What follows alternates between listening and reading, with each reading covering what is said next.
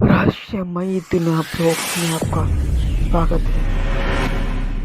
इस चैनल पे आपको काल्पनिक और सच्ची भूतिया कहानियाँ मिलती रहती है, तो प्लीज चैनल को सब्सक्राइब करें और आपको ऐसी कहानियाँ मिलते रहेंगे। तो कहानी में हम आगे बढ़ते हैं, तो कहानी सुनिए। हाय दोस्तों, रहस्यमय दुनिया ब्लॉग्स में आपका स्वागत है।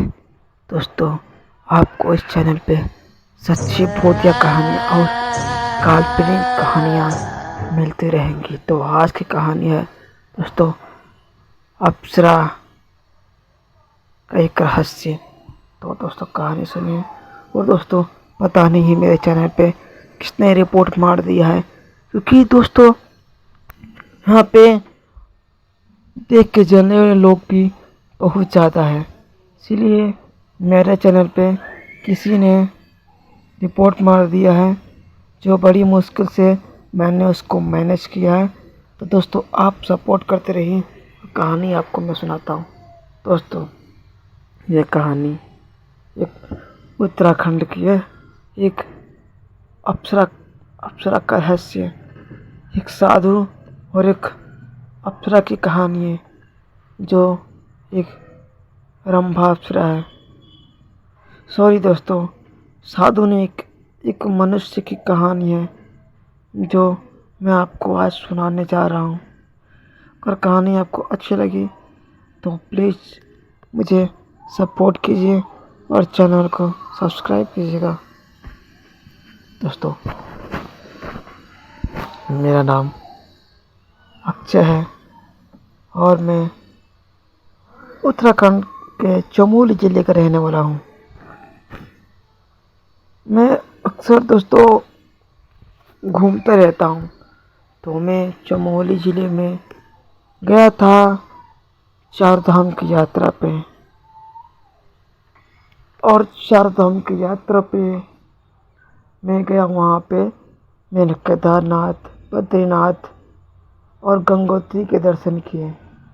बच गया था यमुनोत्री, तो मैं वहाँ पे यमुनोत्री जी के दर्शन किया और मैंने वहाँ पे रात बिताने की सोची।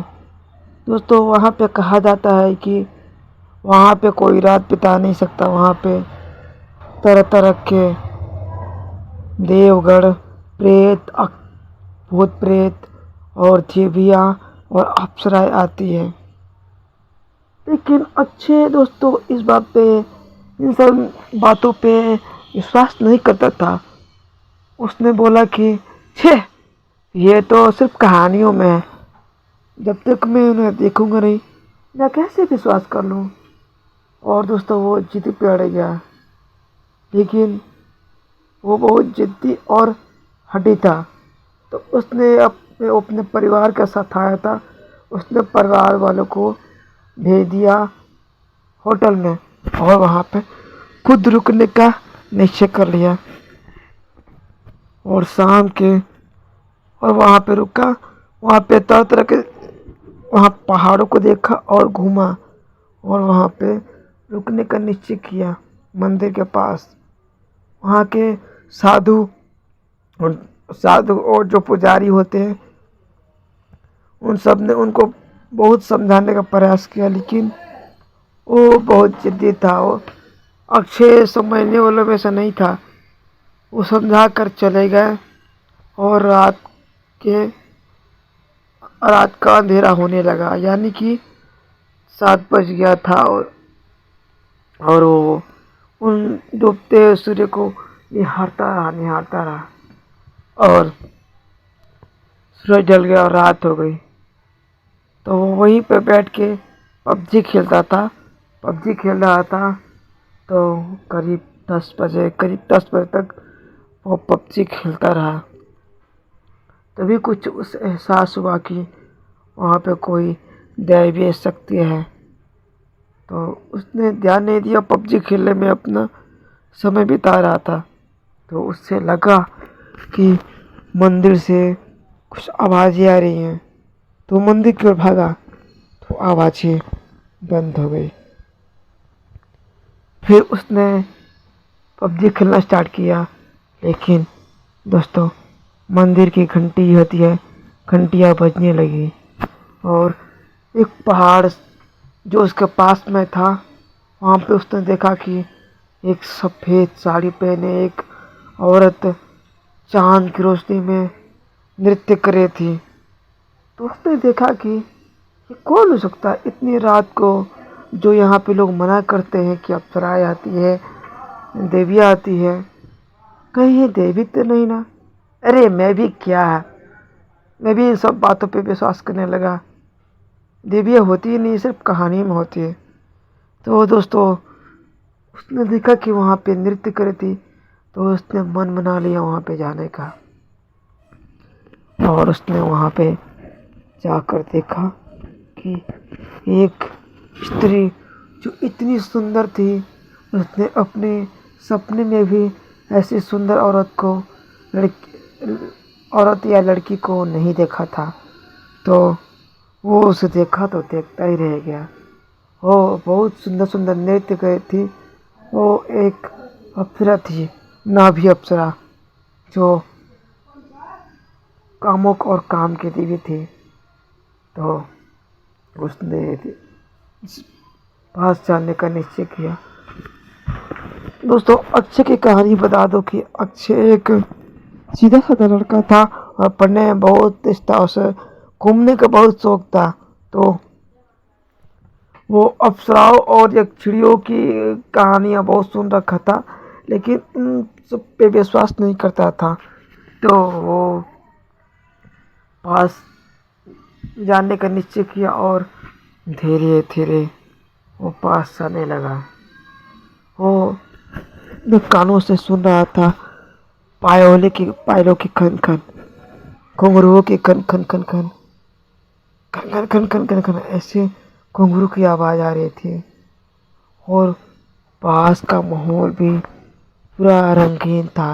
वहाँ पे गुलाब जैसी खुशबू आ रही थी। तो वो पास में जाकर देखने लगा कि इतनी सुंदर महिला जो उसने कभी सपने में भी नहीं देखा था।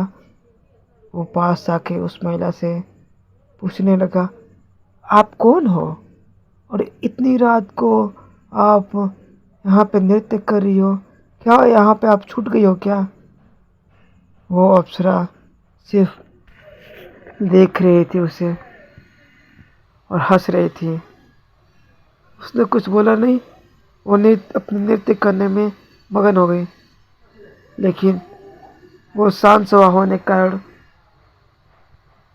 सब गुस्सा आ रहा था। तो उसने चिल्ला के बोला कि गजब हाल है, ऐसा एटीट्यूड मैंने कभी किसी लड़की को नहीं देखा। पीछे जाने अरे लगा। अब बता भी दो, से जानना था, आप कौन हो? लेकिन अब सारे लेकिन अपनी वो अपना नाचती रहस्य कभी रही। नहीं बताती। और तो उसे नाचने के पीछे बाद पीछे से जाने लगा मंदिर जब के उसका पास। नृत्य खत्म हो वो गया, यमुनोत्री मंदिर तो है वो मंदिर की ओर जाने लगी। वहाँ पे। तो तो वहीं पे खड़ी हो गई अक्षय और उस अप्सरा के उससे बोली, पीछे पीछे तुम मेरा जाने पीछा लगा। क्यों कर रहे हो? तुम यहाँ से चले जाओ, यहाँ पे सिर्फ देवी शक्ति का निवास है। तो अक्षय ने बोला कि देवी शक्ति, आप तो एक महिला हो, आप अपने को देवी क्यों मानती हो? तो अप्सरा ने कहा कि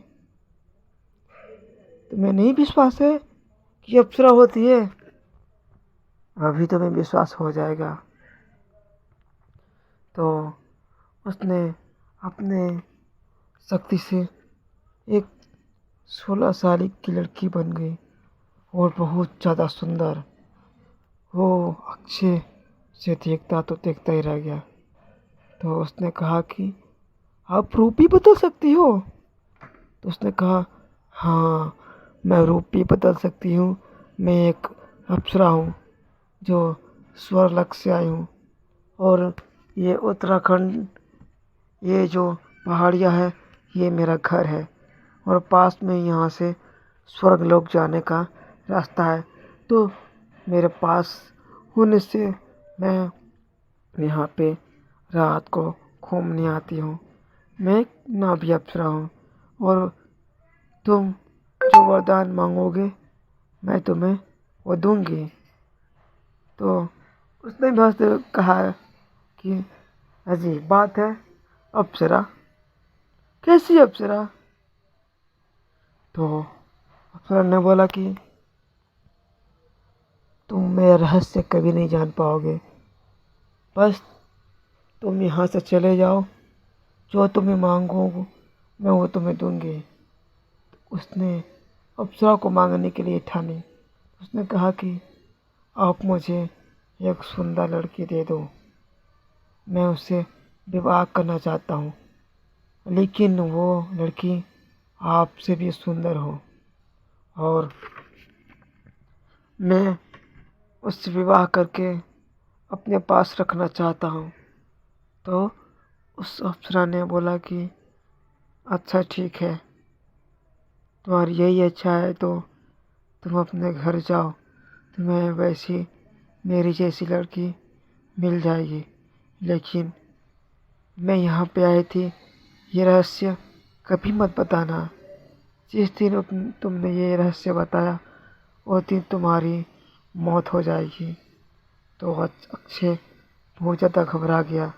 तो उसने कहा कि ठीक है, मैं नहीं बताऊंगा, लेकिन एक शर्त है, आप अपना मंत्र दो, जब भी मेरा मन करेगा मैं आपको याद कर लूँगा, क्योंकि आप मुझे एक अच्छी अप्सरा लगती हो और मैं नहीं चाहता कि आप मुझसे दूर रहो।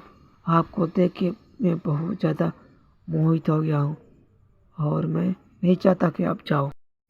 मैं नहीं चाहता कि आप जाओ और इसलिए मैं आपसे यही मांगता हूँ कि मैं आपको जब भी याद करूँ आप मेरी हर परेशानी हल कर दो।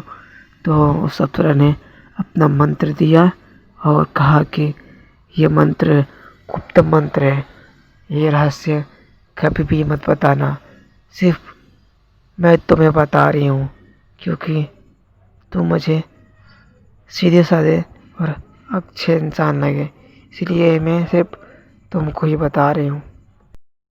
और वो इतना बता के वहाँ से स्वर्गलोक को चली गई और वो धीरे धीरे पहाड़ी से उतर के नीचे आया और अपने होटल में गया और वह सोचने लगा कि क्या सच में होती है मेरी कहानी सबसे अजीब है। तो दोस्तों, एक अप्सरा का रहस्य कहानी कैसे लगी? अच्छी लगी तो प्लीज़ चैनल को सब्सक्राइब कीजिए।